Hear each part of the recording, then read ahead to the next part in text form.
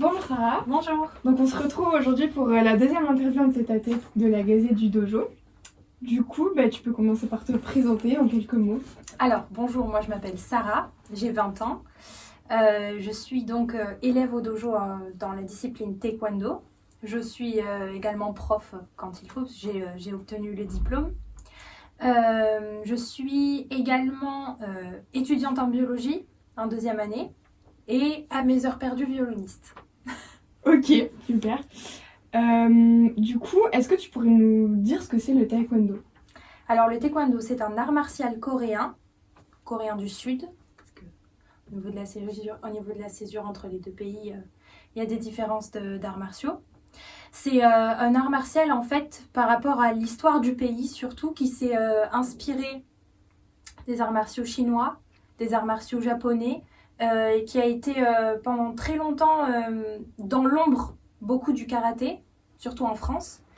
Il y a très peu de temps que enfin il a été reconnu et qu'il a pris son indépendance. Ok. Est-ce que tu aurais une anecdote marrante ou marquante sur ta carrière de taekwondoïste? Alors, une anecdote marrante, j'en ai beaucoup parce que je m'entendais très bien avec mon professeur. Marquante, je dirais ma première compétition combat où j'ai dû attendre 10 heures avant de combattre. Je suis arrivée très tôt le matin, j'ai combattu le soir et en fait j'étais complètement dans les vapes dans le combat et je me suis laissée prendre un gros coup de pied dans le nez qui me l'a tuméfiée pendant plus d'un mois. Et du coup, ça m'a fait beaucoup ensuite de ce combat. J'ai beaucoup travaillé sur moi-même, sur ma confiance, etc. Donc ce jour-là, ça m'avait beaucoup marqué. Comment fait-on pour devenir professeur de taekwondo et quelles sont les qualités requises? Alors, pour devenir professeur de taekwondo, je dirais qu'il y a plusieurs voies. Il y a la voie du DIF, qui est le diplôme d'instructeur fédéral que j'ai moi, où on doit passer une formation durant quelques mois sur une année. Et ça nous permet en fait d'avoir un diplôme pour enseigner le taekwondo, mais bénévolement. C'est-à-dire qu'on ne sera pas rémunéré par l'État. On peut éventuellement être rémunéré par le club, mais l'État ne nous rémunère pas. Ça s'appelle le DIF. Il y a ensuite le DGEPS et un autre diplôme dont je suis désolée, je ne me souviens pas du nom. Allez-y, t'inquiète. Et du coup, le DGEPS, celui-là, par contre, ce sera un diplôme à part entière où on sera rémunéré par l'État. Donc là, ce n'est plus bénévole, c'est bien reconnu par l'État. Et voilà. Ok, merci. Pourquoi conseillerais-tu cette discipline alors à ceux qui voudraient se lancer dans les arts martiaux? Je conseillerais le taekwondo parce que le taekwondo, c'est un sport un art martial assez complet. On fait travailler les bras, on fait travailler les jambes. On est beaucoup connus pour ça au taekwondo. On nous appelle un peu les danseuses classiques, pour se moquer. On fait également des chutes, de la self-défense. Je trouve que c'est un art martial très complet. Et moi, je le conseille bien sûr parce que je le pratique depuis que je suis petite. Donc, je vais favoriser ce sport-là vu que je l'aime beaucoup. Mais pour toutes les raisons que je vous ai énoncées, je le conseillerais bien.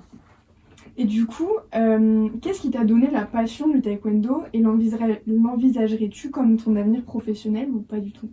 Alors, il faut savoir que quand j'ai commencé, je n'ai pas du tout choisi de faire du taekwondo. Bon, là-bas, je voulais faire de la danse classique, total opposé dans la pratique. Mais en fait, il faut savoir que j'étais une enfant qui se faisait taper par les enfants qui vivaient en communauté avec moi dans ma résidence. Et je remontais tout le temps avec des bleus, je pleurais, etc. Donc ma mère en a eu marre. Même si elle me défendait, elle en a eu marre un jour et elle a voulu que j'ai un peu plus confiance en moi. Donc elle m'a amenée au dojo de Bordeaux. Et c'est là que j'ai débuté les taekwondo. Et c'est le taekwondo qui m'a permis non pas d'apprendre à me battre, mais à apprendre à avoir confiance en moi et à avoir moins peur. Et je remercierai jamais assez cette discipline pour ça. Donc au fil des années, j'ai vraiment commencé à apprécier et là maintenant j'adore. Ok.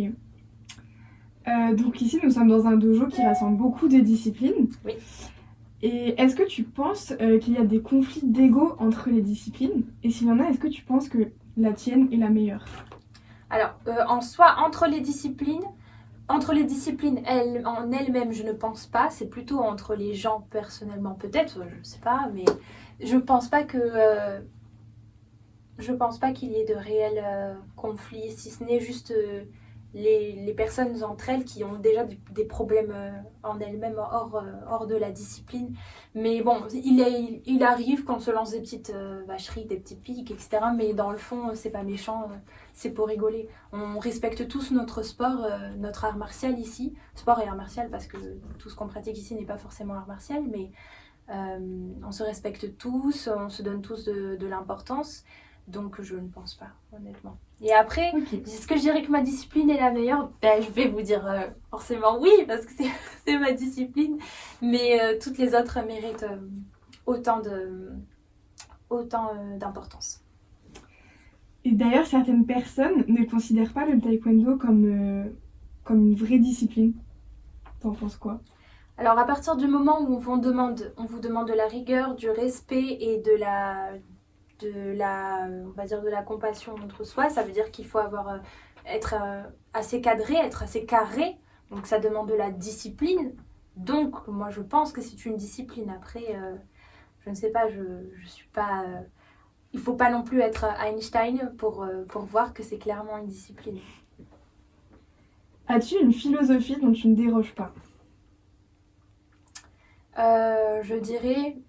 de ce que j'ai vécu dans le taekwondo, donne-toi à fond et ne regarde pas ou n'écoute pas ce que pensent les autres. Ok. Et du coup, pour finir, est-ce que tu aurais un mot ou un message à faire passer aux adhérents du dojo? Courage, on va passer cette pandémie, on va reprendre tous ensemble comme avant, je l'espère, et on se reverra sur le tatami. Merci beaucoup, Sarah. Merci à vous. Et à bientôt. Au revoir.